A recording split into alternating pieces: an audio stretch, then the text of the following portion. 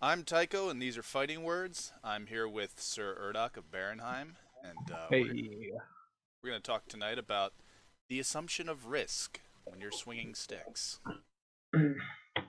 so yeah, I've been reading a book about Action Park. It was a just about the jankiest theme park ever, and it existed in various forms about 40 minutes from where I grew up.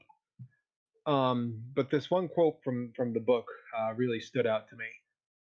My father would not pass up a ride that required good judgment simply because some people might exhibit poor judgment. If he did so, he believed he would be failing the people who could rationalize risk, make a decision, and enjoy the resulting thrill. In the other corner were guests who categorically did not understand that premise. They were going to a recreational destination, and those traditionally eliminated any kind of risk. They left their critical thinking at home. I believe this is why we continued to pull so many people from the wave pool who seemed astonished that their lungs were filling up. In their minds, that simply wasn't supposed to happen. While at the park, they forgot the reality that a body of water could take their life. There was only a presumption of safety that was supported by the belief that they couldn't get hurt at a theme park. It was a social contract that only they had agreed to. So yeah, I wanted to talk about that quote and how it kind of works in the context of LARP and battle games, because oh lord, we see a lot of this. People who forget that this is an inherently physical, inherently violent activity. Even in the lightest touch games, you can trip and smack your head in a rock if you're being reckless with terrain, which is something we do see a lot of. Yeah, not gonna lie. There are times when I feel like latest touch games are almost more dangerous. I think because it's easier to make that presumption of safety. Say what you will about a battle game, but if you're at a Hearthlight fight, like the prospect of getting your shit wrecked just by a perfectly legal shot, that's always in the cards. It's on the table. It, it's it's not something that can fade away to the background of your mind because there's always some 300-pound guy willing to run into you and remind you that yes, I'm allowed to hit you like that. Yeah, um, you know. But it still happens. It still happens at battle games and Hearthlight. I see it all the time. And it's interesting. And it's also even more interesting when you consider games that are outside the U.S. And things like how Eastern Europe does stuff, um, and how you can look at a video of an Eastern European LARP and just go, "You magnificent bastards!" How are any of you still alive? Like this. And here we see in Russia a group of LARPers assaulting a castle gate with a battering ram tipped with a backside of a 88 millimeter shell casing that they just found in a field.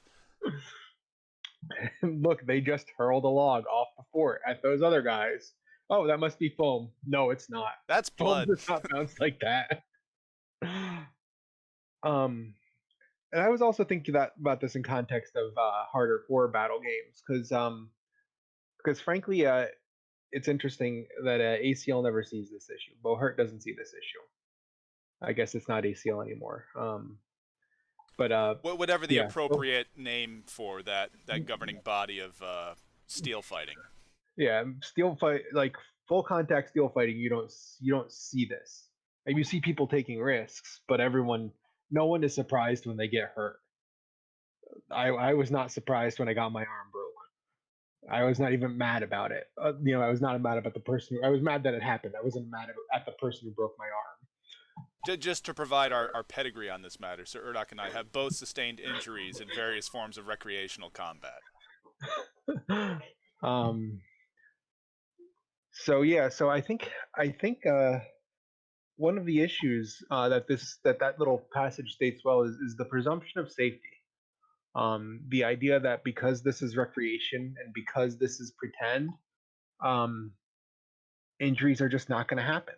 Um, I do think battle gamers are a little bit more cognizant of this, at least on the ones that stick in it until they hit 30.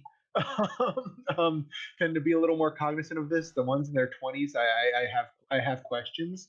Well, right, but the ones in their 20s also ride motorcycles without helmets because they're invincible. They haven't aged to the point where their innate defensive field starts to break down a little bit and let through, Yeah. micrometeorites and things like that. God bless him for that. I'm getting old and I'm getting to the age where the transplant list is starting to check the length of it. And like martial arts or anything else where there's an inherent con I mean specifically hard contact aspect to it. This hobby does have a 100% injury rate. You will get hurt playing this game at some point. The severity, I mean, varies. Some people might just stub their toe running in a field wrong, but like I've gotten a boxer's fracture. You've gotten your arm broke.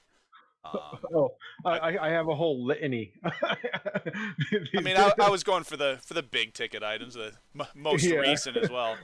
But I mean, various strains and pulls. Like I've hyperextended my thumb a few times and had to kind of fight with the other hand for a bit until I could close my hand properly around a sword again. Yeah, bursitis in both elbows, thumb broken, nose broken again, nose broken again. And that, kids, is why you wear a helmet. Very no, they were with helmets Oh, actually. Oh, every time but the first was with a helmet. was that in Steel or Markland or? I haven't been around when you got your nose broke. I was there when you got Um, your arm broke the second time. yeah, the second time. Um, one was ACL, and I think the other ones were SCA and Markland. That makes sense. Some form of rattan game. I've But the managed to successfully fight with either no helm or an open face helm for my entire Dagger here into Hearthlight career and never sustained any sort of facial injury. Oh my god, at the first Wrightstown Ren Fair, like my second or third event, I took a javelin to the face, from like full throw from like 10 feet away, and like at that point, my nose was already broken for the first time. Like I played rugby in college, like it was just a thing that happened, so it's just like, oh, I'm bleeding again. Um, but yeah, that sucked. So anyway, yeah, as Tycho said, your rate of injury if you do this for any length of time is going to approach one. Now, for most people, that's going to be when they fall in a gopher hole and turn their ankle or step wrong and tweak their knee because they only go out 4 times a year, and that's what happens. Uh, but yeah, particularly if you're in a battle game, I think we can narrow it down, Tycho. I think we could say if you're in a battle game, you're going to get hurt by something directly related to combat. Right, you'll Someone, get hurt in a fight. yeah, you'll get hurt in a fight. Um, more touch larps and more plot driven larps. I'm not sure I agree with that. I think it's very possible to do that for a very long time and not get hurt in game. I think Yeah, most likely. I haven't done a lot of them, but I can't recall any serious injuries that we've seen at any of the ones we've done. Um, no. there's been a couple of times where there was the risk for injury at some of the ones I've visited in the past where um, so because they're touch larps, their weapon tolerances are a little different. The weapons Yeah. they use, it's more likely you could get hurt with them if swung with intent. But for the most part, people don't swing with intent. What kind of spooked me at a couple of those games, and these are games that I don't play now. I never really returned. Was they're accustomed to a certain level of combat proficiency, and when it takes them longer than they think it should to get through your defenses, the escalation starts, and it starts really fast, and it ramps up until I was having people swing latex swords at about uh, like upper chest to head level, with intent. Like they were swinging dagger here level, hearthlight level blows that I was still able to parry, fortunately. But I mean, they didn't get me in their first few shots. They thought they should because it was my first time there, and they've been playing for a while. And because that's not the way it played out, well, now they got to hurry up and get this over with because this was supposed to be a short fight. And it gets a little spooky because now They want to redeem themselves. They have to save face, so they're swinging like they really really want to hit you now, but their weapon is not rated for that. Um, yeah, yeah, I've definitely seen that happen in lighter touch games where what I'd actually say is that risk management and a presumption of safety and a presumption of the priority of safety um, kind of it involves less taking physical risks and more things that I would consider pushing the rules, where people are forcing you into a position where your choices violate the spirit of either lose or violate the spirit of the rule of the safety rules and the idea of you're prioritizing player safety and you're not hitting as hard as you can and blah blah blah. I've seen that way more than putting someone at physical risk, though physical that does happen in more campaign touch LARP games. Um, Well, and it puts the defender in a very uncomfortable position when they're goodness, I just lost the thread of what you. There was well, something that I picked up on. let's circle back. Right. Let's circle back. Let's talk about what this looks like in battle game contexts, Because and then that's what we're a lot more familiar with. let's talk about what it looks like in campaign LARP Mhm. or light contact LARP context, because it really does look different in both of them. But it's the same mentality. It's the same mentality, just manifests itself differently. Because in most touch LARPs, in fact, I don't know a touch LARP where this is legal. I can't shield punch you. No, I can't throw a left hook with the edge of my shield. Uh, and fundamentally, in every battle game I've played, you can do that. and So, most of the time you should. yeah, I was gonna say I it's think, plan and A 80% of the time. someone will probably correct me on this, but I don't believe it's allowed in Amtgard. But I'm pretty sure in Darkon and Dagger here and Belagarth, most of the others it is allowable. Absolutely Hearthlight, yeah. Yeah, definitely Hearthlight, but Definitely Darkon, definitely Dag. I'm assuming Bell. I've never played Amp. I think Quirk got yelled at for being too shield aggressive. I haven't played it. But I remember we had a practice a little bit out west with some guys who were primarily Amtgard players, and that was a thing that not that they were upset that other people were doing it, but I was surprised that they weren't doing it to me when I was using a two-handed weapon. And what came out was I think there's a bit uh, that level of physical closeness and aggression with a shield is either against the rules or discouraged in that game. I'm not sure. These weren't bad fighters, but they No, weren't no, I, using. I know the guys you're talking about, and they Right, weren't. I think you were actually there that day, but I was. they weren't using the tactic that I would expect a shield fighter to use against a two-handed weapon, and it was because of the rule system they were accustomed to. So I think Amtgard might be an outlier there, but for all the rest, that kind of like up close punch him with a shield thing is totally on the table. Yeah, it's a thing that happens. So yeah, so so just to lay the groundwork in case you're someone who is coming at this from a light touch game experience background. Way to be concise. Um, yeah, so if you're coming at this from a light touch background, we're talking about games that are typically full contact, best described as paintball with sticks. Um, and where the weapons are specifically constructed to be able to be swung at force with intent and not cause injury. This is the Hearthlight Darkon Dagger here, Belagarth family of interrelated games, and the weapons look kind of pillowy because they are kind of pillowy, but It's deliberate. but I I also wouldn't want to be hit the way people swing a Hearthlight stick with a Wyvern weapon, with a Wyvern craft weapon. That would suck.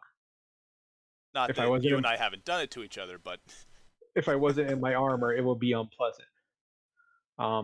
And I'm also just to give you to give some context, I'm 240 pounds, so used to a good deal of physical discomfort. It would be unpleasant. I'll play it, I'll enjoy it, but it's not something I necessarily seek out uh, on the regular. But anyway, so yeah, so these games are full contact games. They all allow varying degrees of grappling, shoving, um, shield to body, body to body contact. There's little quibbles about who can do it to who, and it's all based on what armor you're wearing. But you know, fundamentally, you step out on the field, there's a chance that some lunatic in a T tunic is going to tackle you, and that's legal. So yeah. So anyway, how does this look in those kinds of games, Tycho? What are some scenarios we see in those kind of games? We see a lot of people jumping into other people, which, while legal, it does kind of put the burden for your safety on your landing zone, especially in a forest battle, which we do run with a fair amount of frequency at our EMR events. Yeah, Um, we're, and Tyrus Lean does it too. yeah, we're big fans, especially in Hearthlight. We're big fans of forest fighting, uh, but with forest fighting comes terrain, fallen trees, roots, and if you just decide, hey, that guy over there, I kind of want to jump at. I'm just gonna come running up, jump over this log, and I'm just gonna fly into that dude. Well, do you know what's behind him? If you don't know what's behind him, uh, this just became a lot more dangerous. Yeah, yeah.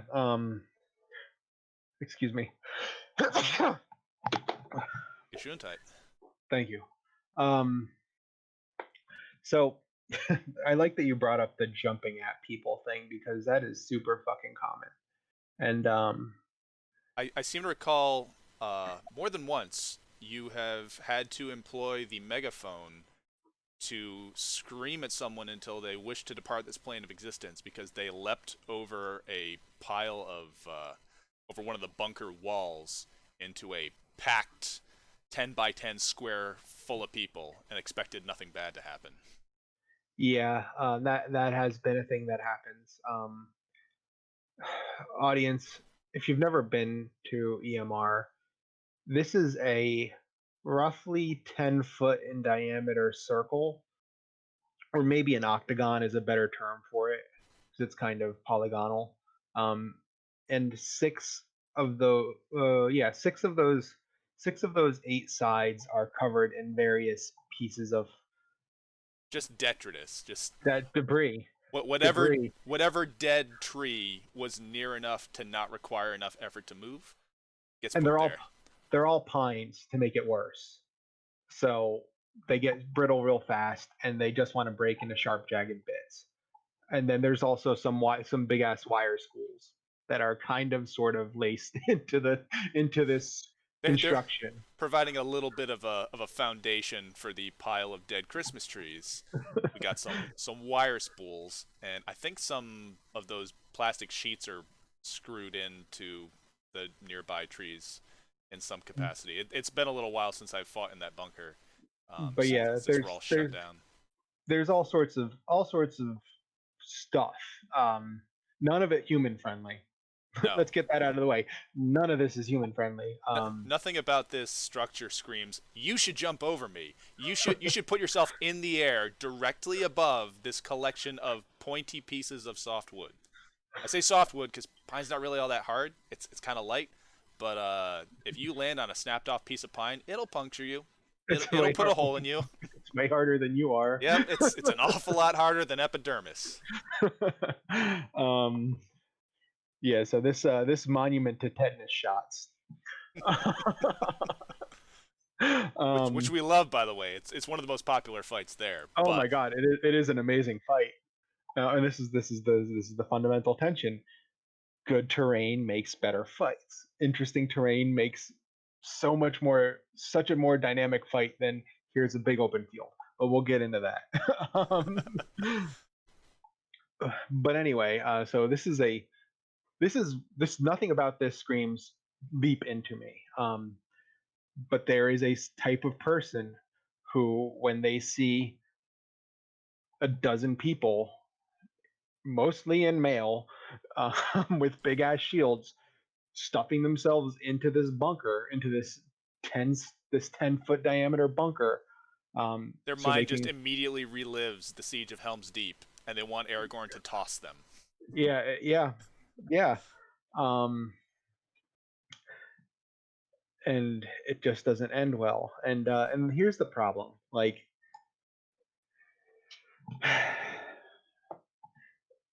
so there's a lot of things that are technically legal to do in a full contact game that aren't safe. And most of these things are kind of obvious to the people who are interacting with you. When, as you, if you, I'm assuming I'm going to use the second person, this you is the person who has a lack of critical thinking skills and no regard for their personal safety And and is about to they do, are the unfortunate people who are in your vicinity. yeah. So you are about to get ready to do something real dumb and they are going to deal with the fallout from this. When, oh my gosh. So when you decide that you're going to take this safety risk, they can react in one of two ways. They can see, oh, look, you are going to charge at us, and either step back or give a little bit or get ready to catch you, or somehow react to reduce the risk to you at the cost of putting themselves in a worse position in the game. So that's the thing. That's why this is kind of um, it's using the real safety risk to get an advantageous position in the game. You're It reminds, playing on the conscience of the other players and the fact that you're pretty sure they don't want to see you bust out of here.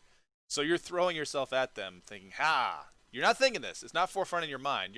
You didn't sit down and rationalize, if I put myself in grave danger that requires other people to make room for me, I can get an advantage." You might not be, rationalizing it that way, but in effect, that's kind of what's happening because you're throwing yourself over this terrible obstacle that you should not be in the airspace of.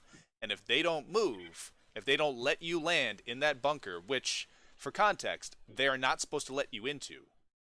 For the point of the game, like to win the scenario, they are not to let you into that bunker. They are to hold that bunker and keep you out of it.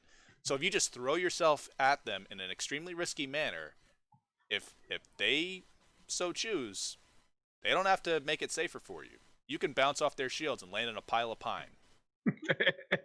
and that's the second type of motherfucker. He didn't come here to make your weekend safe. I was gonna He say came here to hit nerds and win games. the people who are not in the field to make friends. Hi Dudley. Hi Happy. um, hey Kermit. Einan, we see you. um, but yeah, so um, it honestly it kind of it. So yeah, I do want to actually reinforce what Tycho just said. I don't think the people who are doing any of this are doing it consciously. Um, I really don't. I really don't think that's the case. I think they are thinking this is a cool thing to do, and oh, of course, and usually because there's a lack of self awareness involved. Of course, they're backing up because I'm just that fucking awesome, and this is that fucking epic that they failed a morale roll in real life, and so they're making space for me instead of, oh, I don't want to see this kid end up in the hospital. I don't want to deal with the fallout of me jacking someone up because I'm, involved in running the organization in a leadership position, not from personal experience. Never thought that. Of course Um, not. but they're thinking that, either out of kindness or out of self regard or out of desire to avoid, a social shit show, they're thinking it's easier just to give space. Um, Let you make the play that you so clearly want to make. Just kind of give you a mulligan so that they don't have to deal with wrapping you in gauze yeah, and and handing all you the over to the paramedic. affiliated fallout. Um, so yeah, I don't think people are going for that on purpose. I think but it is the result. This isn't the equivalent of throwing a head fake to get someone to flinch. No, This that's is, calculated. You know what you're doing if you throw a yeah, head fake, which for context is in a game where headshots are not legal, you throw a shot at someone's head. You throw a feint at someone's head. to cause them to flinch because most people will naturally defend their heads. If you throw a head fake to try and get an opening somewhere else to hit someone, you know what you're doing. That's not an accident. Yeah, this is more akin to flailing wildly and kind of having questionable weapon control, and then someone flinches around you and you take advantage of that. And it's not that you have any sort of skill advantage over them; you're just being more reckless than they're willing to tolerate, and you're turning the contest into a game of chicken, and you're getting an advantage. You might not realize it. You might just think, well, this is I am Thorvax the Barbarian. Of course, I'm swinging like this. Of course, I'm I'm being reckless. But ultimately, you are still making them choose between safety and a tactical advantage. Like, do I hurt Jimmy or do I let him get a beachhead in this bunker that I'm supposed to defend to avoid sending him to the hospital? Yeah, and it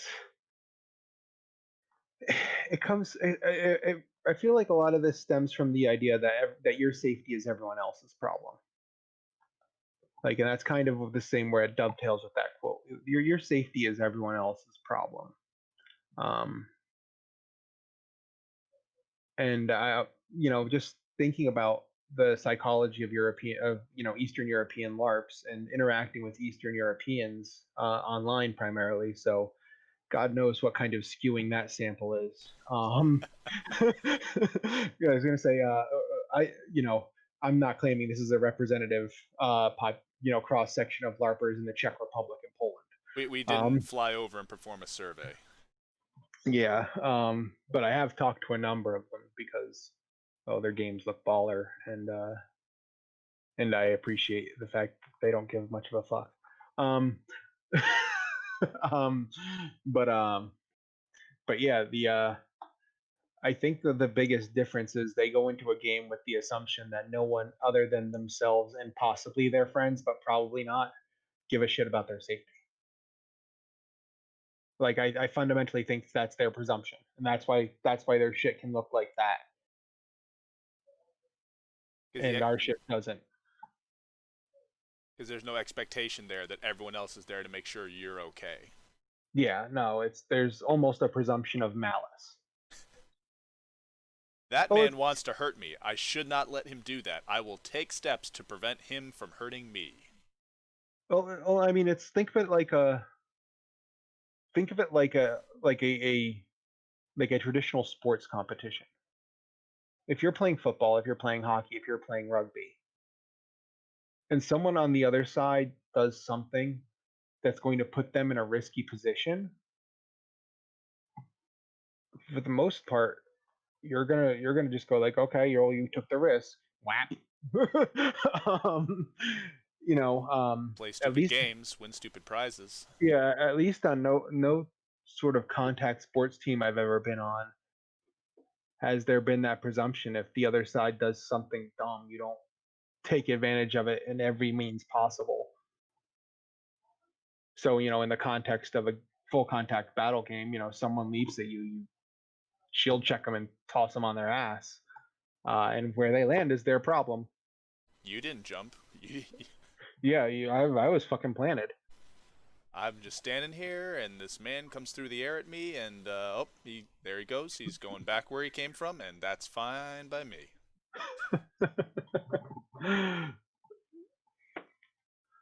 It reminds me of that reminds me of an anecdote I heard about emergency rooms in areas that I see a lot of gang violence. Where standing on the corner minding my own business is the single riskiest action a human can take. Based on the reports that are given as people are getting stitched up What, from various assaults. what gets put down on the intake chart? Yeah. Just We've so we've yeah. given the local hospital some interesting things to put in their intake charts. um, but yeah. So anyway, I think I think you don't have that culture in the U.S. And I know for a fact you don't have it because I encourage that culture not to develop in Hearthlight. Like when I do my game briefs, I kind of emphasize that we are here to keep each other safe. Um, It's but not that meant to be cutthroat. Yeah, that goes both ways. And yeah, it isn't meant to be cutthroat, and that's a moral and a tactical decision. Moral because yeah, if you're gonna, in my eyes, if you're gonna invite that level of violence, you need to really channel it cautiously and respectfully, and not with a couple hundred kids let loose in the It woods. becomes a very, very different sort of game. Yeah. But and just from a purely legal standpoint, Tim would stop doing business with us. Right? And Just about any site worth having would probably not want to have us. yeah, we'd be back to begging someone's field and renting porta potties on our own. And I don't miss those days. um, and then we'd all get sued. That would be marvelous. Yeah. And then we all go bankrupt. um, And if you think you're poor after buying all those LARP weapons, man, shit. wait till the lawyers are done. I was gonna say foam's got nothing on legal fees, man.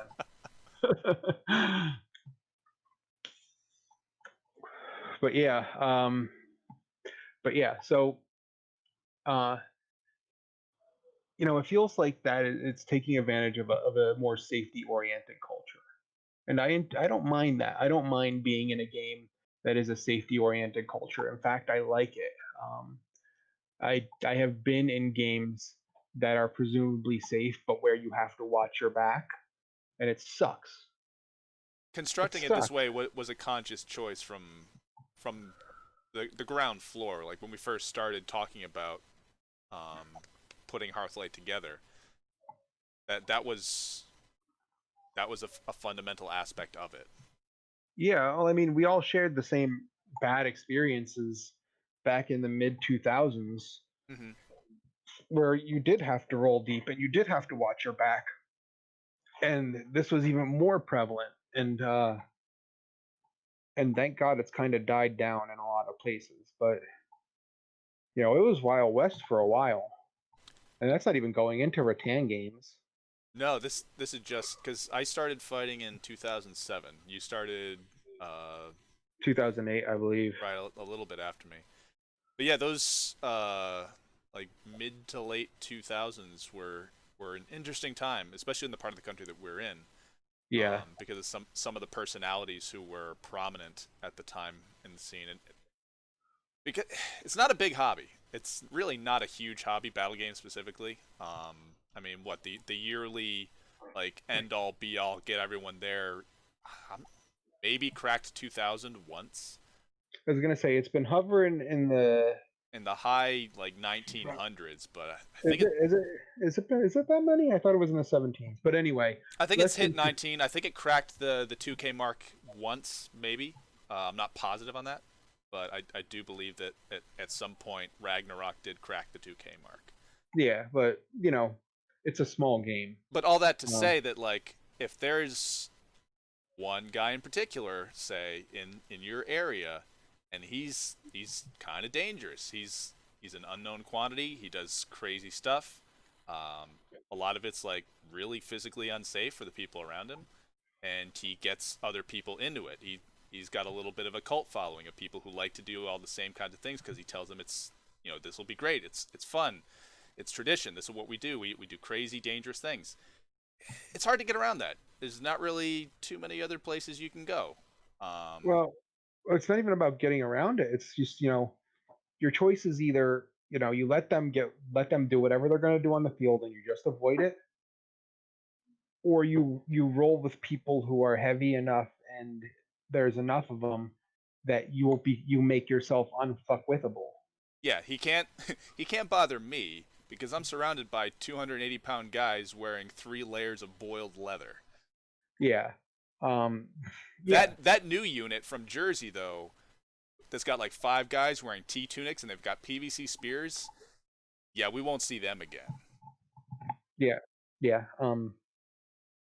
So it's kind of one of those vulnerabilities of an organization that's both mostly filled with people who are acting in good faith and with the idea that this is not the end of the world. Like this is not this ain't the Super Bowl.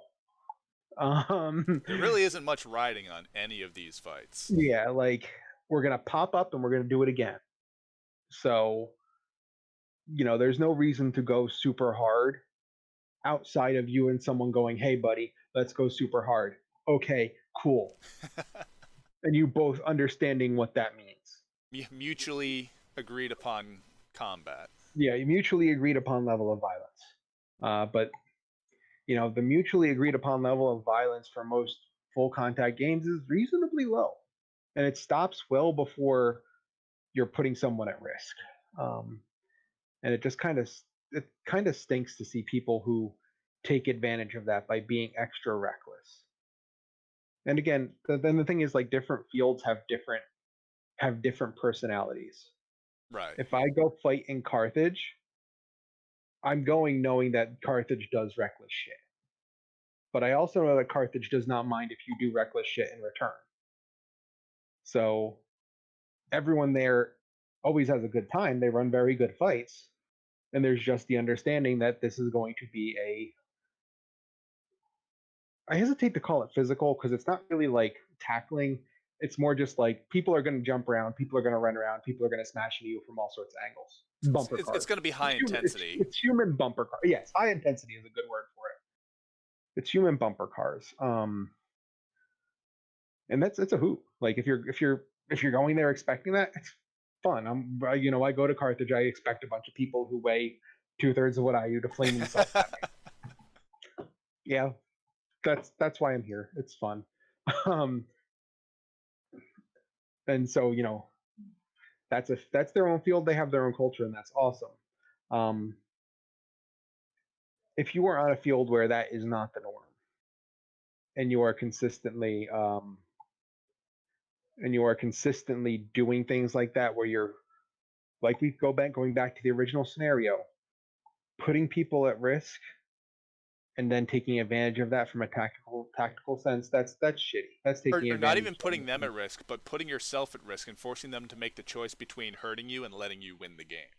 yes, actually, yes, that's more accurate. Make forcing them to choose between taking care of you and success in game. That's a kind of an unfair thing to do. Because it's easy afterwards to say, "Oh, it's just a game, just let him do it." But like, that man's in the air for what, a second? You don't have time to think it's just a game. I'll let Jimmy get away with it this time, and I'll talk to him after the fight. He's in the air. He's coming. You don't have time to go over the pros and cons of whether or not I should shield bash Jimmy and make him sit down. Yeah, One thing or the other is going to happen, and he put you in that situation. yeah, yeah. So that's the battle game side of this. I think it's just play to the field, play to the don't make your safety other people's problem. Don't make taking care of you other people's problem. Um, for Because first and foremost, because it's a dick move, and second, because you will eventually run into someone for who who hurt for you will eventually run into someone who will not be phased, who will not lose a minute of sleep or feel even a twinge of guilt if you get hurt because you bounced off of There's a lot of people who it's real easy to bounce off of in these games. them. And and I've made people bounce, and I only weigh $180. Like oh, it's I've made people much bigger than me either usually not bounce back, but like I'll I'll cow catcher them. I'll angle my shield just enough that they go flying off to the side. well, Nemo. Watching people hit Nemo was like watching people hit like a telephone pole or like a buried steel post. Like It was a lot like a buried steel post because they didn't see it, and then all of a sudden their car stopped and their engine block was in the passenger seat. yeah, yeah. And he's certainly not big.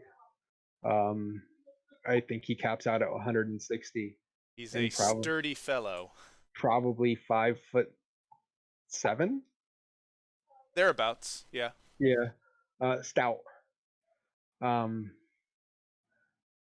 but I think but it yeah, watching people watching people just hit him and he does not flinch and they just bounce back was always a joy. when it was the perfect trap too, because he was the shortest guy in the line. The rest of us were 6 foot plus. And then you got this, Yeah. and we didn't put him on the end because that would have been mean. But he was like one or two in from the end, and you could just see people thought, ah, there he is, the short guy. I'll run him over. Just surrounded by all these behemoths. And nope, nope. That is you should have tried to run me over.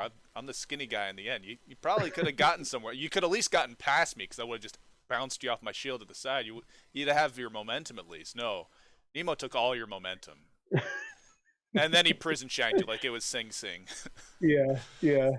Um, he wasn't a bad spearman, but he racked up so many kills with that short sword. He was a much better daggerman. I don't even know if he was a better daggerman. He just didn't get a chance to use the spear That's ever. true. No, I don't think proficiency factored in as much as opportunity. Yeah, I was gonna say he might be a crackerjack spearman for He all I might know. might be the best. We Yeah, never I was got gonna, to see it. Everyone who his came arms near him just charged. his arms are too short. Like for real, he had 6 inches less engagement range than the rest of us. So So everyone gravitated to that part of the line, and then kind of took what they thought was an opportunity. But yeah, and then when every fight you have is at headbutting range, you're gonna use your knife more than your spear. yeah. I was gonna say you're gonna use your knife if that's what you have, and he stabbed the shit out of people. Oh Lord, did he stab the shit out of people? I was gonna say, it's not to take away from his knife skills at all because they were there. He had the quick draw down. I was gonna say the man knows exactly what to do in a press with a knife, but I just have no idea if he's good with a spear. I don't think I ever saw him hit anything outside of practice, so I have no idea what his target selection's like. I have no idea, how he acts on in a battlefield with it. I know exactly how he acts in the battlefield with the knife. So that's what this sort of one-sided social risk contract looks like in a battle game. So now we can talk about it in context of a campaign LARP or a light touch LARP, which usually are the same thing. Most Yeah, most campaign LARPs are lighter, if not lightest touch. I mean the most physically impactful one we know of is Novitas. And Novitas has enough of the same rules in the fact that getting in close and getting physical, going core to core with someone, body to body or shield, or shield to body, is not encouraged. I don't know if is that outright banned in I Novitas. believe it's outright banned. I've only played once, but from what I recall, metal bosses are allowed on shields. So No, yeah. So that shield to body contact, I'm pretty sure is verboten. yeah, no. If the second they let you put a metal boss on a shield, you're not allowed to touch anyone with it. We call it Um, the no-no boss. um, so yeah, so what were you think? What was your thoughts on this? Because you had a little bit stronger thoughts than I did on this section. So my thought on this section is it's less someone doing something insane like jumping over a pile of spiky sticks, and more what I kind of alluded to earlier when I was talking about people being frustrated that they can't get through your guard, and so they intensify their engagement. It's the same sort of thing where you're subjecting someone else to a level of risk that they didn't come here for. So when I went to this game, it was I mean I won't mention it because I don't go there anymore. I don't actually care about it that much. But I went to this game, and I was fighting with just a single heavy dag style saber. It looks clumsy, it looks slow, but I'm decent at single sword. I'm decent for battle games. I'm not good. I don't fight in tournaments because I'd lose like second round. Um, but I'm decent enough to, like my parry game is not bad. So I go into a couple of fights at this game, and people start swinging for the fences. Now I know you're not supposed to do that. I don't mind. I don't think they're actually gonna hurt me because you and I have done much crazier stuff. But you and I have also been fighting together for I mean, over a decade now. So like Yeah. we have some understanding of our limitations and our expectations when it comes to personal combat. I don't know these people. I think I knew one person at the game, one person at the entire game, and I went with them. Like that was the person I went with. So I've got this stranger who I don't know taking a weapon that does not look safe to me, considering at that point my background was almost entirely combat games, and they're swinging like I'm back home. I don't want it to touch me because I know it's not padded like mine is, and I'm turning these blows aside. But they put me in a position where I'm now subject to a level of risk that they would not be comfortable with themselves. If I were to take that engagement and retaliate in kind and start because I was swinging so carefully that weekend because they didn't know who I was. I'm not famous, but the person who brought me had kind of let people know, like, yeah, this is so and so, and this is the game they're from. This is what they're used to, and the weapons kind of give it away too. Like people see that kind of weapon, and curiously enough, the aforementioned big cult body individual from our area had been to their game previously and kind of given them a sour taste on battle gamers. But so they were kind of eyeballing me anyways, because here comes this thug battle gamer with his thug battle gamer weapon, and he's gonna hurt somebody, which I didn't. But people were swinging at me like they wanted to hurt me. So now if I, you know, match level to level and I start swinging back just as hard and fast as they are, it's gonna end the fight a lot faster. But no one's gonna be happy. Um, and so it's less that you're making your safety someone else's concern, and more that you're playing with someone else's level of safety, or you're escalating things to a level that no one else has agreed to. And sure, you might say, "We'll just call a marshal over." It's not always a marshal right there. Besides, I generally don't like to break flow of combat for stuff like that unless it's like a dire threat. Um, but that's kind of what it is. And we have encountered it more recently too. It's not just garbage games that I don't go to anymore. Sometimes in games we like, someone will start playing the game in a way where I don't know if you know what we're starting here. And there's one game in particular where I've actually kind of paused and took someone by the shoulder, be like, all right, I don't know what game you want to play. I'll play differently if you want, but I just want to check before we get into something. And the game runner knows who we are. They know some. And I had an experience once where a guy kept charging at me. He kept charging like real close. Like I think he actually ran into me with his shield a couple times. And I finally said, all right, look. I've done a lot. I've fought with steel, rattan. I've fought with foam. I didn't do armored combat fighting. I've done like fencing and such. But I said I've done all sorts of fighting. What do you want to do? What are you trying to play right now? He said, oh man, just do whatever. I said, you sure? Just do whatever. He said, yeah. So the next time he charged at me, I threw my shield down, grabbed him, and took him down to the ground and stabbed him a whole bunch of times with a knife. And he thought it was the best thing ever. He had a great time. Most people at these games do not want that.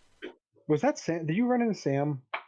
Uh, no, this was at Exile. Oh, this is at Exile. Oh, okay. Yeah, no, I haven't done that at Damarung. I did have a similar fight at Damarung where That's the one I thought you were talking about. no, that was the secret agent fight with a guy with a French accent who I still don't know who he was, but that was a great fight. It was very Saving Private Ryan with me like hammering a knife into him after we struggled over it for a couple minutes. It was great. Oh no. Oh, I was thinking about the one with the shield guy where he kept jacking you with the shield. Oh no, that was not anyone we know. Okay. That was a Nordvik fighter, and that's the sort of thing I'm talking about, where he was getting real aggressive with his shield work. Um, he actually knocked my glasses off my face with my shield, which whatever. I accept the risk that I'm wearing glasses on a field. Sometimes they'll get knocked off. That didn't bother me. Him hitting me in the face with a shield in a game where you're not supposed to hit with a shield was what bothered me. So I realized he must be playing a different game in his head. Maybe he's used to a different game. We're playing by different rules. Okay. So I grabbed the hilt of his sword to control it, keep it away from me. I pull my knife out, and we come to close play. Well, now he wants to stop the fight because he didn't think you were allowed to grab swords. He said, "Yeah, you're not allowed to slap people in the face with a shield either. What are we playing?" But here the fuck we are. Like I didn't bring us here. I did not step this close. I had a spear. You wanted to engage at this range. Sure, I'll drop the spear and pull a knife. I will play that game. But now you don't want to play that game because I'm playing the game. And that's Can the we hmm? go ahead? Don't say what you're it going to say. that's the frustrating thing is when someone decides that in order to get themselves an advantage in gameplay by trying to swing harder or fight a little differently or do something that's unconventional at that type of game, they've decided to expose you to a level of risk that you didn't come for this weekend. We didn't go there to tackle people and smash them with shields. We went to be monsters. If you're watching this, the picture is of us as monsters at this game. So we didn't go there for it. We'll play that. We have no problem if someone wants to do something squirrely. I mean, sure, if the guy hadn't gotten, booty bothered that I grabbed his fancy shiny sword, we would have kept right on carrying on. I would have shanked him a few times. Maybe he would have tried to hit me again with his shield. He did try. He did hit me again a couple of times with his shield. But yeah, we could have kept going if he was down for it. But he was only down for it as long as he was the only one doing it. And Yeah, and that's the fundamental issue is that as long as you're the only one escalating, you're okay with it. But when the other party matches you, with the same level of either aggression or they escalate their calibration, now you don't want to play that game anymore because you were only okay as long as you were the only one bringing that to the table. That's the issue that I've encountered in that type of game. yeah, yeah, and I think it's kind of endemic to how some people act with NPCs, especially if they expect the NPCs to roll over and die. Um, and I mean a whole nother conversation that We you won't know touch on that now, but we can we have that, feelings. that'll be another day. That'll we definitely be have another episode. This is probably going to start being a thing again now that I've started to figure out the mysteries of 2020 recording and broadcasting software, which is entirely different from the last time I did this thing. What was it? 2014 was the last time I did this. It's been a while. It's been a minute since this podcast was a thing, and yeah, I'm starting to get the hang of it again. And we have so much more that we want to talk about. But right now, we're not talking about NPCs. We're talking about people who get mad that the NPCs don't die fast enough, so they do something to you that they're not supposed to, and they get upset when you play the same game they're playing. yeah, yeah, and even in Damarung, even though we were not NPCs, there was a perception that the Jotunar were NPCs with the serial numbers filed off. So I think that played into a lot of the less than less than ideal combat encounters. But then we had awesome ones, There were good ones. There were like definitely good ones. the one where you were talking about, and you should tell this story because it's a good story. The one in the Crownlander Castle, but I was thinking about the one by the shrine when we were both Yes. fighting that. I guess he was a Valderman. A Valderman is Uh. a species of wizard, a species of finger wiggler. Yeah. Um, he He. had a thing. He had a thing where he could cast an ice spell. That's the big thing. Um, And because the rules on that are a little unclear, we just kind of tried to play it up in as rewarding a fashion as we could, but without just handing him the fight because he could say fancy words. Um, and what it amounted to was Urdok and I both reacted to the spell differently because he used it on both of us. One of the aspects of my character is that ice, so it made sense to me that it's something that would affect me, sure, because I'm gonna give him his play, but I'll recover from it. It's something that it's a temporary setback for a character like mine who has a foundation in ice. So he casts his ice spell, and I stop moving. I freeze, and he starts to try, and he was and moving towards let's you, I let's think. let's let's go back and let's talk about how this guy was casting the spells because this actually changed the dynamics of the counter and the encounter Mhm. because he wasn't doing spackets and he wasn't doing point and shout either. Right. He was at least with me. He actually grabbed my leg. Yeah, he grabbed me too. I think it was my leg or my arm because we had beaten him down, I think, and he grabbed both of our legs. I think was what happened. Yeah, yeah, something like that. But anyway, so we have this fight that goes from a sword fight to he we we knocked him down or something. I don't remember how we did that. Maybe it was a called shot or something like that. You may have hit him with like a brote or something. maybe I hit him with a broach, something like that. But anyway, we knocked him down, and we're standing over him, and he makes a really smart play and uses his ice ability to turn this into a ground fight. So he hits Tycho first, and I think you did like the whole body freeze, right? Yeah. Yep.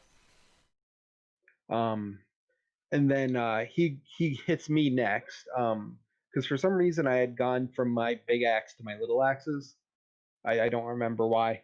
Um, We were fighting him in the woods. That may have played into it. Maybe, but anyway, I had my little axes. So he gets my leg. I don't do the whole body freeze. I act like the leg is frozen, but I do make myself drop. I do. I just act like my leg just went dead and stiff, and I just topple. So now all three of us are on the ground, and we're all rolling around on the ground. And the status effects on Damrung last for roughly 10 seconds. So we're rolling around for a while. After 10 seconds, it wears off. We beat the shit out of him. Um, but like everyone involved with that was cool with everything that Right. happened. Like when I recovered from the freeze, I think I dropped my spear, I shifted my grip on my dagger, and I just kind of like dove in on him with a two-handed like hammer blow from the dagger. It was a called shot and everything, and he played it up like I knocked his shield aside with it. But everyone was good with everything that happened through that whole fight. And it's nice because that's kind of how it should go. Like if you're willing to escalate, and Tycho and I and Damarang have always advertised that we're willing to play just about as hard as anyone cares to bring. You just got to kind of be upfront with us. So like if you're willing to roll with it when I'm matching the level of intensity, we're good. Like I don't mind. I consider it polite if you're going to start swinging hard at me for you to let me know, for you to give me some indication that this is the game we're playing. But as long as you're okay with me doing it to you, oh, that's that's not a problem for me.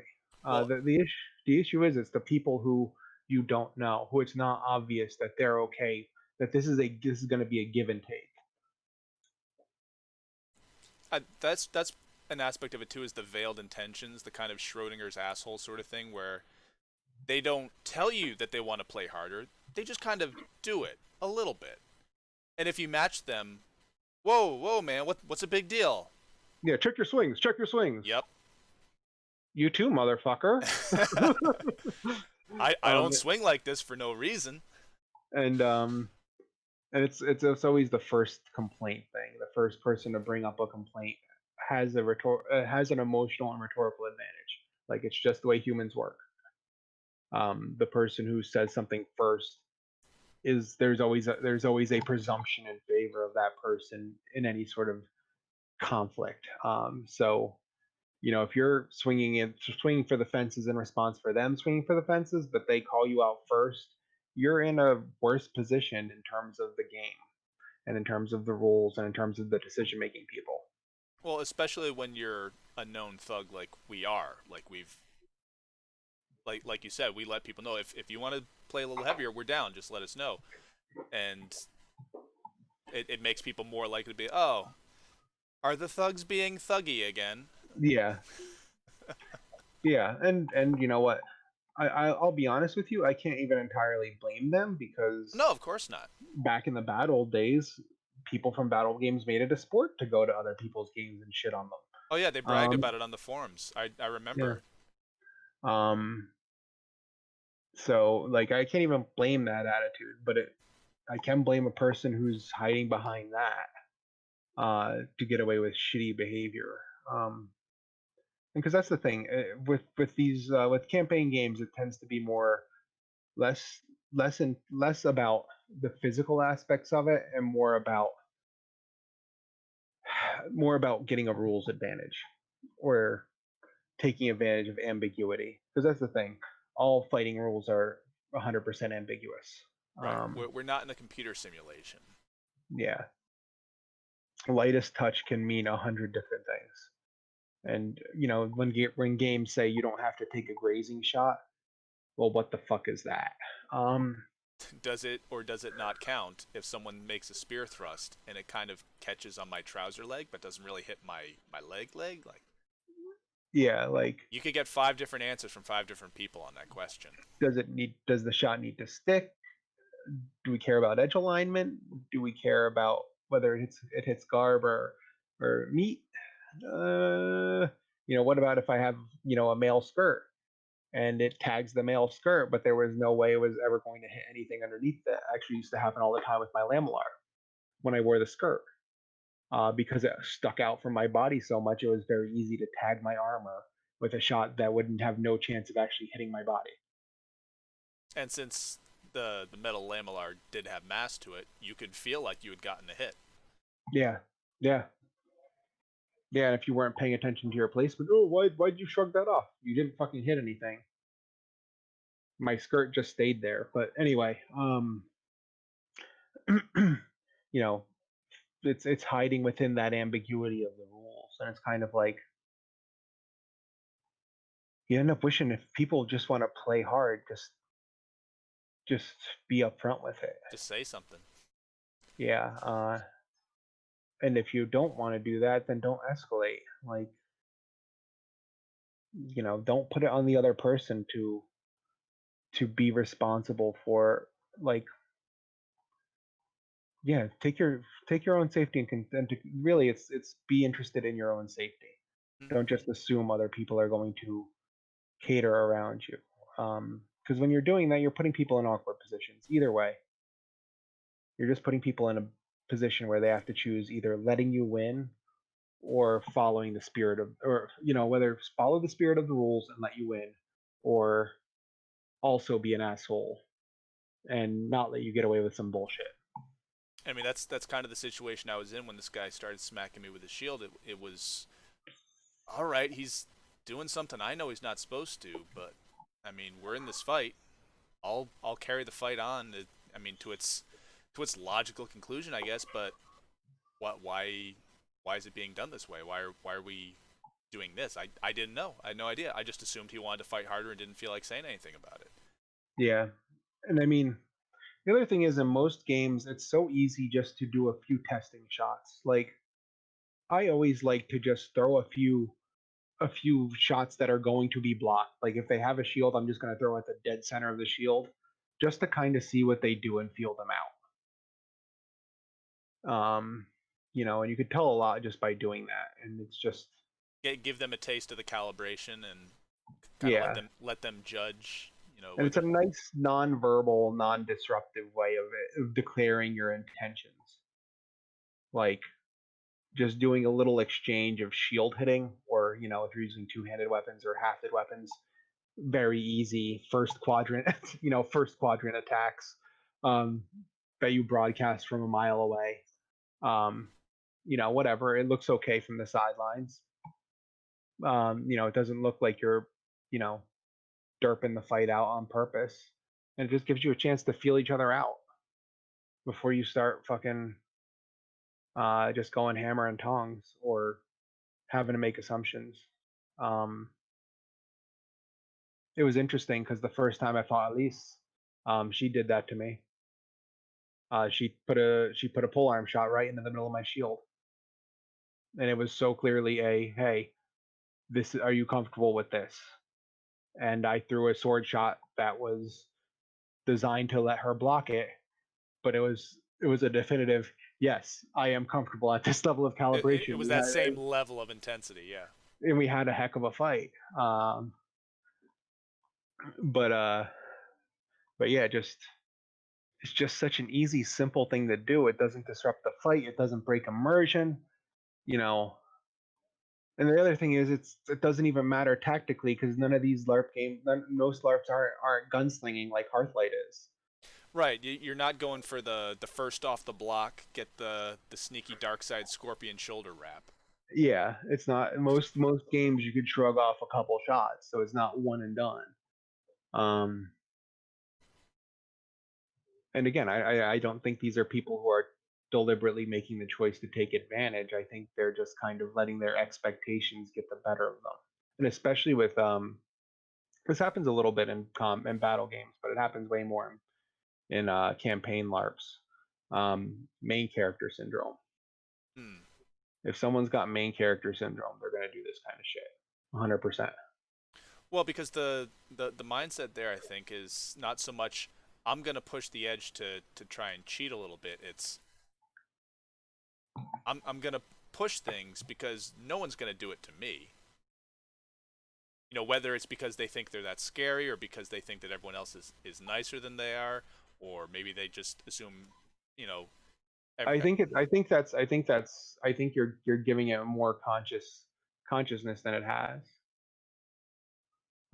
I well, no, I fundamentally don't think it is conscious. I think it's just they're doing things that they don't expect will be done to them. um yeah, I mean Like again, yeah, I I don't think they suppose rationalize it any more than Jimmy rationalizes jumping into the bunker. yeah. But it's um just I can do these things because it's a passive assumption. right. I can do these things. It won't happen to me. Yeah, it's an operating parameter. It's not a conscious belief. It's an operating parameter. It's an assumption. Okay, yeah, Hmm. that's. But yeah, main character syndrome, if in case you don't know, is someone who thinks that out of the 50 something player characters that they're at a game, they are special and bright and uniquely deserving of getting all the plot and being, Billy McBig Hat around town. That's main character syndrome, and it manifests in a whole bunch of ways, but mostly it manifests by treating everyone else as extras in your story. You have expanded the NPC roster to include everyone who isn't you, or Yes, actually more commonly, everyone who isn't part of your circle of friends. yes, Because it's yes. not usually main character syndrome; it's usually friend syndrome, where we are the cast of Friends and everyone else is the studio audience. Oh, yeah, yeah, yeah, yeah. That's you're the Fellowship, and everyone else is random Gondor soldier number This episode of Dameron was filmed in front of a live studio audience. 12. So of course you should win. It's a sense of entitlement, or not even win, but of course you should get to be the star of the show, and of course things should go the way you see them going. Which is an important distinction because sometimes winning isn't what the main character wants. We've run into a lot of suffer puppets in a lot of the games we played lately, where what they really want is to lose so much that everyone talks about it, just Yeah. forever and always. Um, there are different problems with people who do suffer puppet main character syndrome. That's a whole different kettle of fish. But they're not the ones who are doing things to No, you know it's the ones who think they ought to win. Those are the ones who push yeah. the envelope as far as calibration and I guess rules of engagement is a good catch-all for it. No, if anything, the suffer puppet players are fun to fight. Oh yeah, because The suffer puppet players are the ones who will chew the shit out of the scenery. So you could chase those motherfuckers all around and they'll love you for it. well, and you can be a bit more theatrical with that sort of fighting too. Oh Um, yeah. because I mean, I remember I got called out once at a game for not fighting theatrically enough and not role playing my fighting enough, and I remember saying something to the effect of, "I'm fighting 6 people at once right now. What do you want from me? I have to be on go mode. There are 6 of you and 1 of me. I'm sorry that I can't ham that up." And then later uh, on, the guy who had been upset got to do a one-on-one with me, and he was really happy with the outcome because hey, he indicated he wanted to fight, and I kind of sort of indicated that people should not interfere, and we had our fight, and he got all the theatricality he wanted, and he went away happy. And I said, see, it's not just that I'm a jerk; it's that when I fight 5 or 6 people at a time, it's really hard for me to not try and be competitive about it. I want to yeah. not get hit by these five or six people.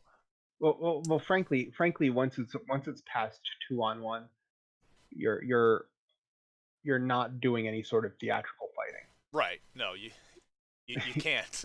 You can't. And that was an extreme Three. example. I'm not trying to Yeah. frame this as I'm the sort of guy who goes out and fights 6 people at a time. This was an odd sort of game with a small NPC roster. So I was the NPC in question. I had to fight a bunch of players, but that's not normal. But at other games, we have had to fight several times 2 to 1, 3 to 1 odds, and it's real hard to make that. To make I that showy. Yeah, y- you can't You afford gotta, to linger with your shots. You can't yeah. telegraph.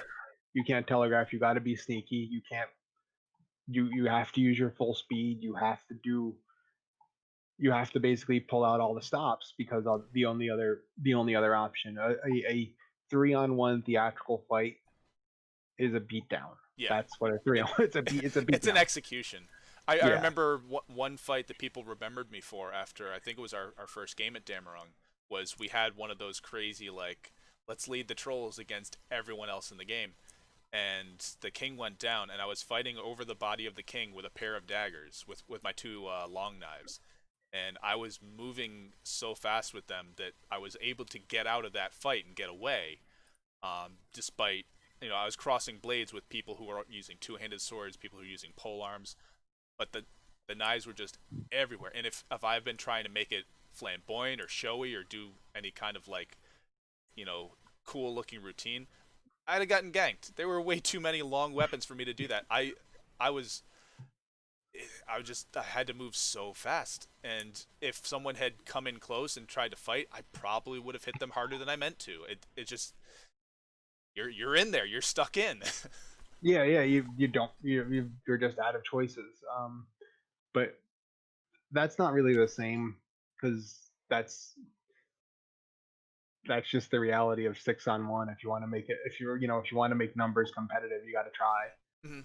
Otherwise, you just roll over. Which, if you don't feel like being competitive and you just want to do that, then just you do that, and maybe you're lucky, and maybe you get people who appreciate that and will Jackie Chan for you for a while. Right. Jackie Chan, if you don't know, is not specifically talking about the actor, it's talking about his movies and the tendency of goons in martial arts movies to feed themselves one or two at a time for the main character instead of just dogpiling on them. You see it in all sorts of movies. Jackie Chan movies, Donnie Yen movies. The Ip Man series has some stellar examples. It also Yeah, has some good and examples of him fighting multiple people, but there's always some Jackie Chan and that sort of thing. I mean, any martial arts movie, this happens. It happens in Western movies too, but Mm-hmm. it's a martial arts movie trope. So it's Jackie Channing. Like I don't recall too many instances where Legolas fought more than one orc at a time. Yeah. Um, we name tropes after their founders, though. Um, Jackie Chan was uh, around long before Orlando Bloom put on a wig. so yeah. So unless they're willing to Jackie Chan you, which some of them are, and hopefully the Malleus and Dameron rule set is encouraging that, and that'll be interesting to see if that becomes a thing.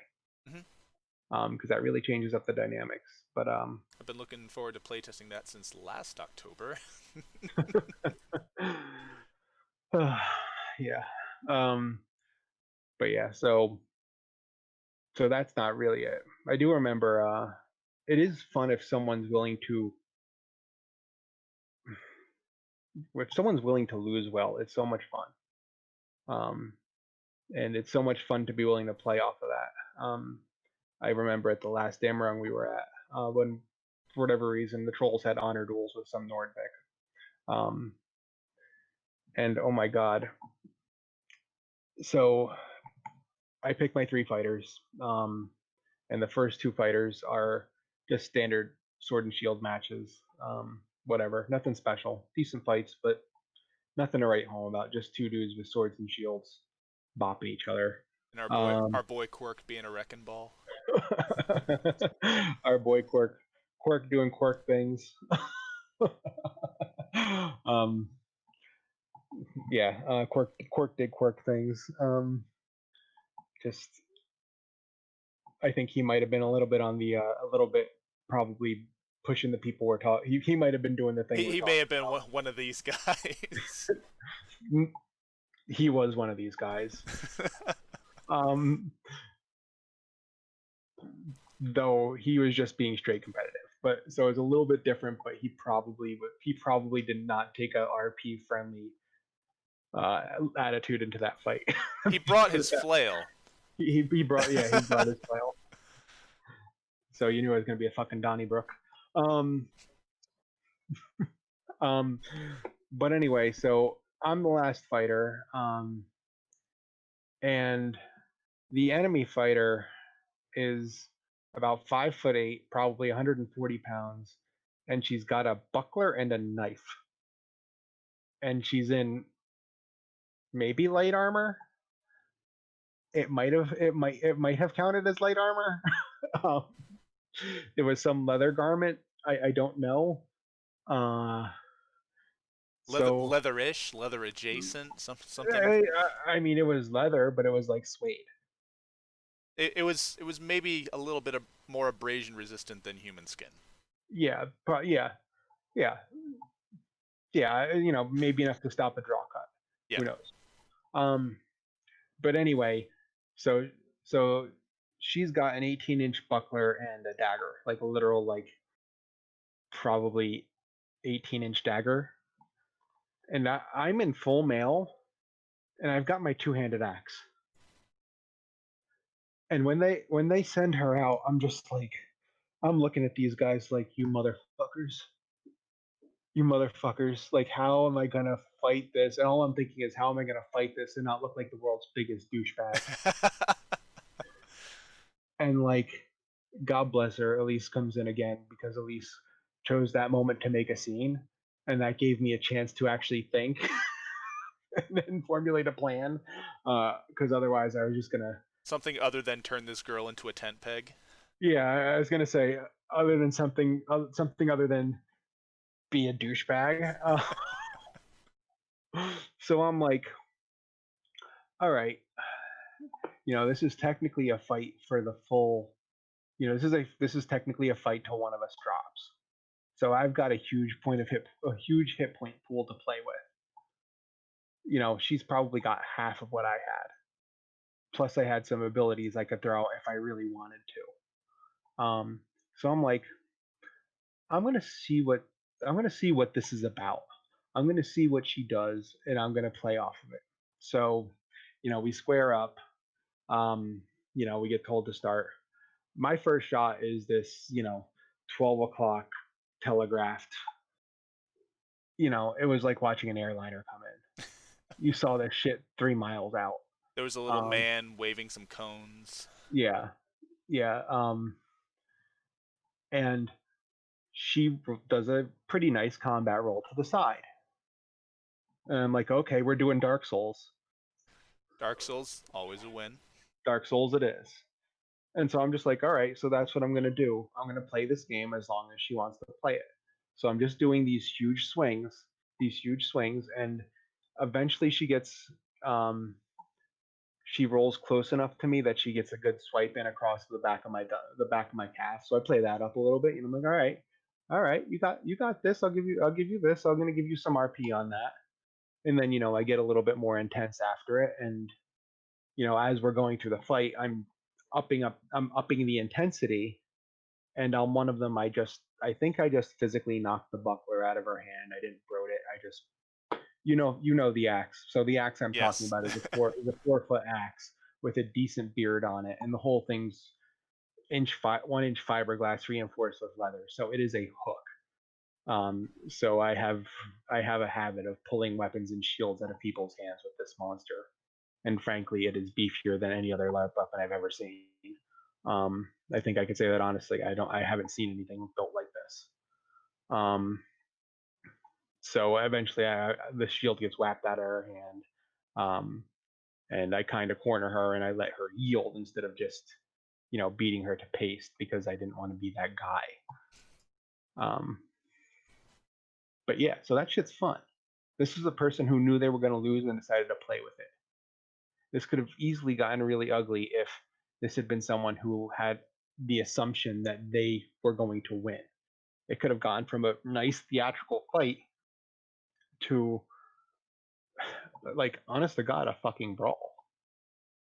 Because I don't know how to fight against, you know, 18-inch dagger with a 4 foot axe that isn't a brawl.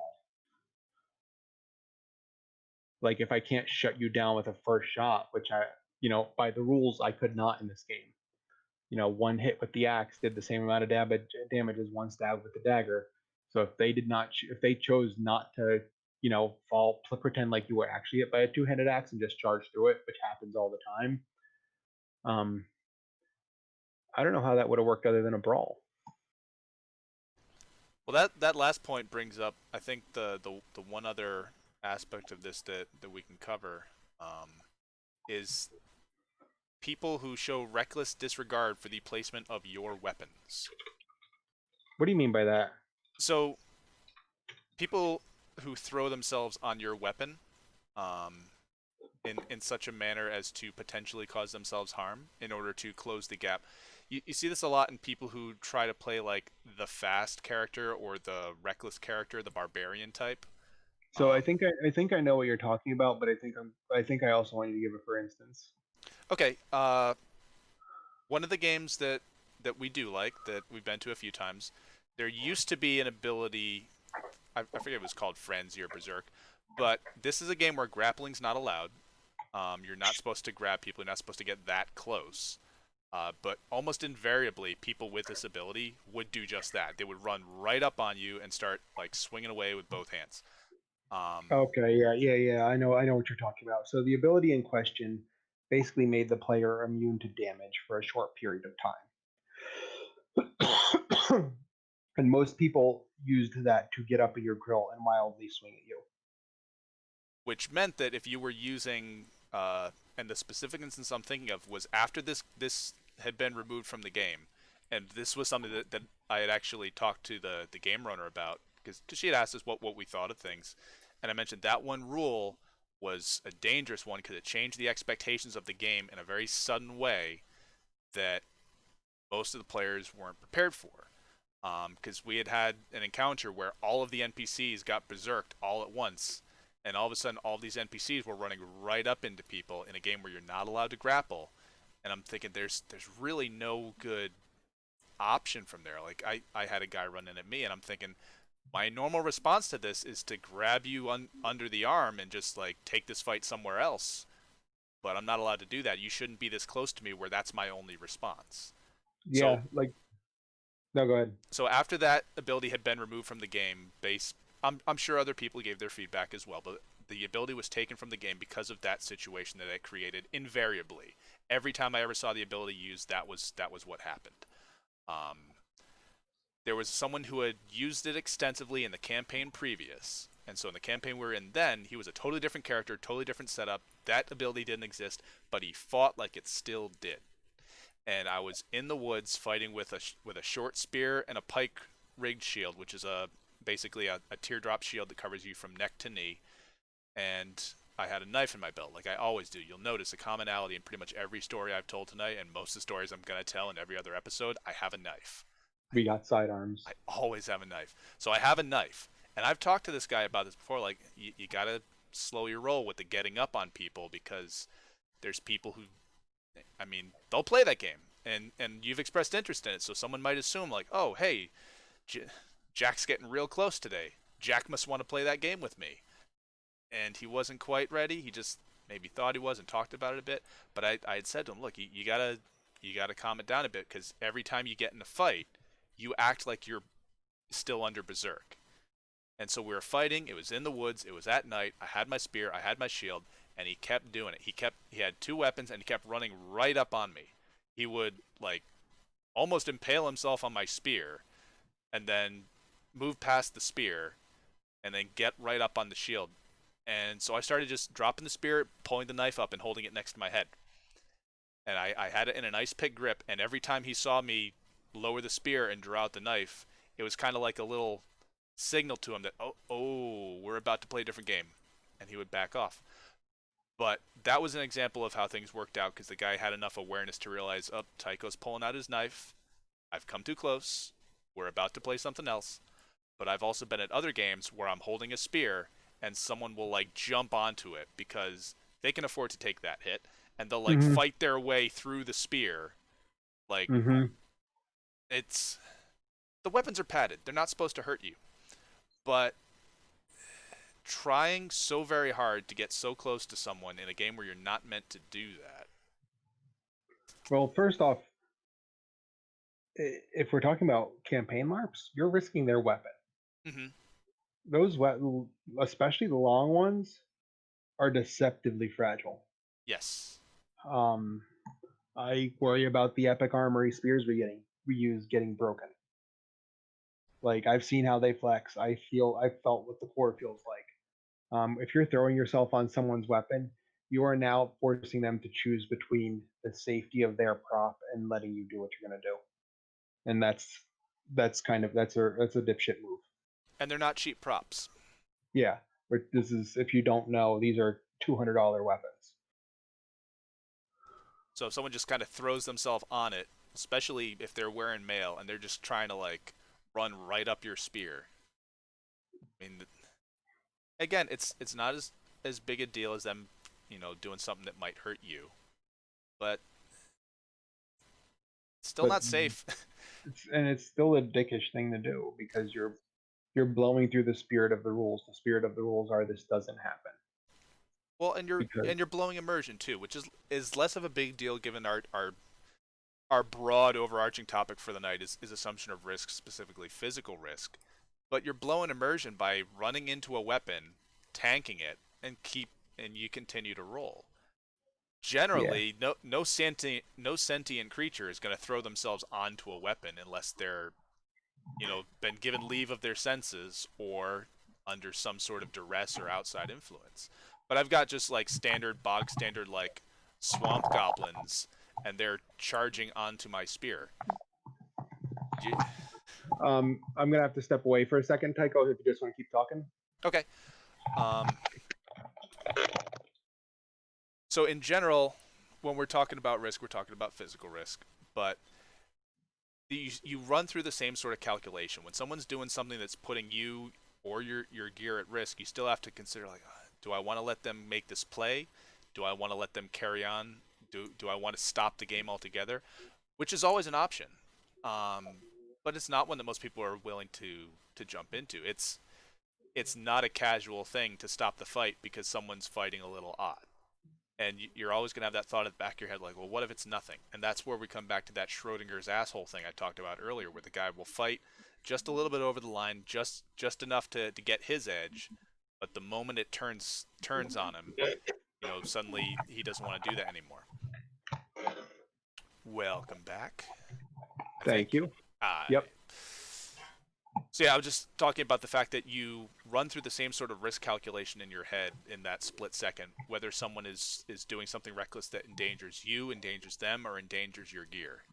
Um, Yeah. like Yeah. sure, it's only gear, it's only money, but that doesn't matter to you in the moment. You've got a half a second to think like, oh, this guy's like putting all his weight on my weapon. I've got my weapon braced to receive a charge, and rather than like avoid it, he's just thrown himself on it. hmm What Yeah. what what do I do? And again, this is a different dynamic in battle games versus campaign LARPs because in battle games, it's there's the expectation that gear is disposable. Right. It's usually cheaper. It's usually built a little heavier. Um, and And again, if you bring carbon fiber onto the field, you know what you fucking have. yeah, And if you break it, no one feels bad for you. you paid extra for a lighter weapon to get that edge that you're going to shed tears over within a year, Yeah, easy, deal. within a few months, given normal use. Yeah. But yeah, but for campaign games, these weapons are a significant investment. So, And you and generally expect them to last you like a couple of years, uh, like with yeah, I was with gonna say maintenance. at least. um, so yeah, it is still the same, forcing people into that same shitty choice. Um, of being forced to either concede or risk their gear, or risk themselves. It's just kind of like a not only is it a dickish thing, it kind of prevents it kind of I'm choosing my words carefully here.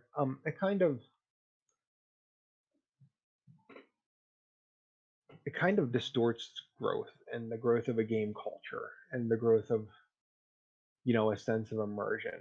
Um, because you have to always keep these very very real and very pressing out of game concerns in your head, especially if this comes commonplace. Up, here comes Billy. He's going to do X, Y, and Z.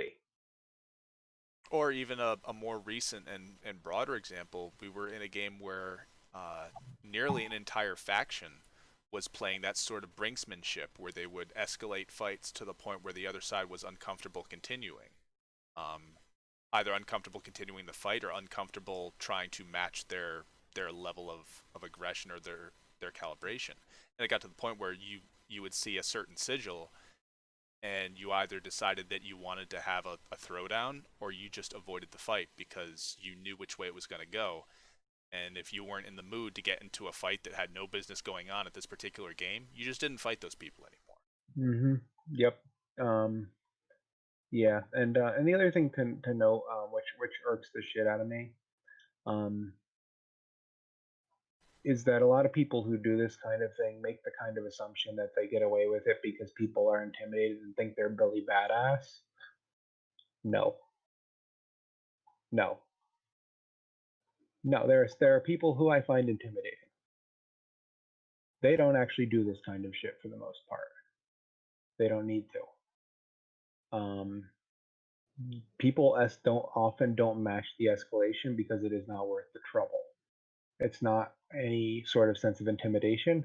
It's more like this is going to be a pain in the ass if I match force for force. Or So, even it's a little bit of a this won't be worth the paperwork. Because after that fight where the guy hit me with the shield and I started grappling him and shanking him with the knife and he got upset that I was playing that game all of a sudden, I went uh-huh, back and I reported it to our faction leader. I said, just so you're aware, in case a complaint comes down to you from the other camp, this is the fight I got in. This is what went down. This is why it happened. I'm letting you know now because this happened and there's a chance you might complain about it and I want you to know in advance. And so just the fact that I had to basically pull an HR move at my away game. yeah, it's just it's not worth the trouble. But it is still a shitbag move. Like, you know, even if and because you're basically we're taking advantage of the fact that the people you're fighting are going to be mature enough to go, not worth it, not worth it. Um, and it's funny looking back because that's a 38-year-old Ray decision. For Ray at 26, it would have been worth it was worth it every single time. Like Ray at 26 was just like, and that's the other problem. You're going to run into someone like I used to be when I was younger, who was just looking for a chance, who was just looking for an invitation. Because there's a 26-year-old Ray analog and a 22-year-old Tycho analog floating around out there somewhere. Yeah. How old is Dynan now? Well, are we counting human years or troll years? There's a nine in who this at this very moment is looking for that invitation. I mean, thankfully, most people are smart enough not to play this game with the literal giant. Um, He's literally been looking for that invitation since humans were hiding in the trees from snakes. um, so yeah, luckily most people see someone who's 6'6" and topping 300 pounds before the armor goes on and just decide, no, no, I'm not gonna. And that's a wise decision. Well, and I think that might be why I've had more time to ruminate and more experiences with that sort of thing from a campaign LARP, because a lot of times the people who I get it from are people who would see me and assume that I'm going to be someone they can get away with it on. They don't do it to you as much because I think you got like an inch and about 60 pounds. well I'm 180 so yeah Yeah, you 60 got about pounds. so you got 60 pounds. You wear a lot more armor at these games than I do generally. So they look Hmm. at you and like, I can't do it to him. But then I'm over here and I'm like, I'm only 6 feet, which it's tall-ish, but we tend to the extremes in these sorts of games. So I was gonna say LARPers run big. well, LARPers run big. So a lot of guys are heavier than me. Most guys are actually heavier than me. I don't look very strong. I'm actually not very strong. Most of my ability is based on either reflexes or practice with certain techniques, and so they think that I'm a good target for it. So I think that might be why. Because the guy who decided to play shield games with me was bigger than me. If I had not been me, if I had been, and I don't want to say this in an insulting way, but it on average he would have been correct to make that assumption in this sort of game. Yeah, no, I mean Um, it's I am an outlier for my I guess my build. yeah, Um, you fight up from your weight. yeah. So ordinarily, the kind of size and mass this guy was, he could bully someone my size around it at these sorts of games. It's a safe assumption for him to make. The fact that this was an edge case, he wasn't happy about it. But I think that's why I do encounter it more often in these games, because the guys who do it tend to be on the larger side of campaign larpers, and I'm about average, I think. Um, I'd say that's fair. for the guys who go into the fighting a lot, like the people who go to campaign larps for the fighting, I'm about average. Yeah, that's Um, that's fair. like there's a lot of people who go for the story, a lot of people who go for the social interaction, and there's all sorts of reasons to play these games. But um, if you were to have a call out of like, all right, everyone who's here really wants to fight, I would not be the biggest guy there. No, I would not be close to the biggest guy there. you'd be middle of the pack, Yeah. but you're also you're right, and it's a subconscious decision.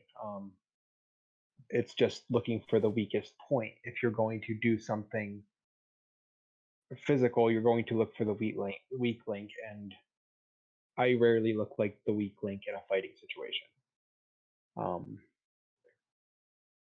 I usually there it looks like there's softer targets than me, if only just because of what Tycho said. I don't game without armor. um, Clanky boy. yeah, I can think of one character I played who doesn't wear armor. Oh, two, but no one has armor in Dead Legends, No one so has Ed armor. doesn't count. If Ed could wear armor, Ed would wear armor. If Ed could lash a stove lid Yeah, I to was his gonna say chest, he would if Ed could absolutely do it. if Ed could go full Ned Kelly, Ed would go full Ned Kelly. Not even a doubt in my mind. But yeah, so generally, um, between armor and bulk, I don't present an easy target. Um, I am. I think I could say without bragging too much, I am not a soft 240 pounds. Um, I look like I know how to swing a stick. So yeah, I think you're right. I think there is an element of looking for the weak spots because Carrie gets it a lot too. She does. I Um, think Carrie might get it more than either of us. yeah. In the fights that she ends up in, what she gets more of is people not willing to entertain that she's doing as well as she is. Okay, Um, like so they they're just straight up rhino hiding. right. People don't tend to bully her as much as they try to do it to me, and I think it's because they know they would look like the jerk. Yeah, I was gonna say Carrie is also tiny. Yeah. Like if he ran up and started hitting Kerry with his shield, there's no one on Earth who would think that he's not being an That was absolute. that was a reasonable action. Yeah. He can kind of get away with a bit of plausible deniability doing it to someone my size because I'm at least roughly his weight class. But the minute you start like trying to curb stomp someone Kerry's size, everyone knows you're the bad guy and you can't even play that off. No, But she no. does have a lot of guys who are unwilling to accept that she just kind of schooled three people at once with a staff when they're all armed for war. Um, Yeah. 'Cause she's fought off Vikings at Damrong with just her mage staff, and I think she confused a few people doing it. Well, I mean, she knows the mechanics of polearm, so I'm not surprised. Um, but yeah, okay, that sadly tracks, and that's a whole. That's just cheating. Yep. That's just cheating. That's not even. I'm not even going to give anyone the benefit of. Well, there's implicit assumptions. No, you're just fucking cheating because you don't like the fact that you were you're being beaten by a woman who is 5'1". 5'3", maybe, Okay. because she wears her boots to LARP. So Okay. So yeah. So um, yeah, someone who's probably a foot shorter than you and less than half your weight just beat the shit out of you. Yeah, that's bullshit. But that's a different flavor of bullshit. But yeah, so you're right. So go ahead. so we're at an hour and 40 minutes. Yeah, that's I said in chat we should probably wrap this up 15 minutes ago. But Oh, I didn't see it. I've been watching the audio levels on OBS. all right. See if I needed to tweak anything. So I didn't see if you dropped anything in chat. That's my mistake. Should have had that in the side window. No, that's all right. So yeah, I think we covered just about everything that needs to be said on this. I think we exhausted this particular well. So yeah, when you game, don't be a dick. Um, Do even if you don't think you're being a dick. do not go out of your way to put the responsibility for your safety on someone else in a split-second decision. Yeah. Think about what you're doing and think about how you would feel being on the receiving end of it, because it might look cool for you and it might look cool for the people who are watching, but it probably isn't going to be nearly as cool for the person who has to deal with the repercussions, whether that's safety related or whether that's game related or whatever that is. Don't make someone else pay the price for your actions. I think that's probably the best way to sum it up. Yeah, I think So so too. I'm Tycho. This is Urdok. These have been fighting words. Our background image today has been provided by Lunatic Pics. He took some great pictures of Damarong. He actually inserted himself into our little jungle warfare session and traipsed around the woods with us for way longer than he needed to. It's not his fault that the people who live in a castle took 3 hours to set up a catapult, but he stuck with it.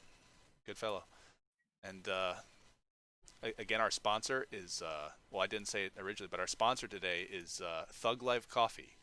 Thug Life Coffee, get mugged. So I'm sure we're gonna do some more of these, but for today, it's an hour 42 minutes. I'm Tycho. These have been fighting words.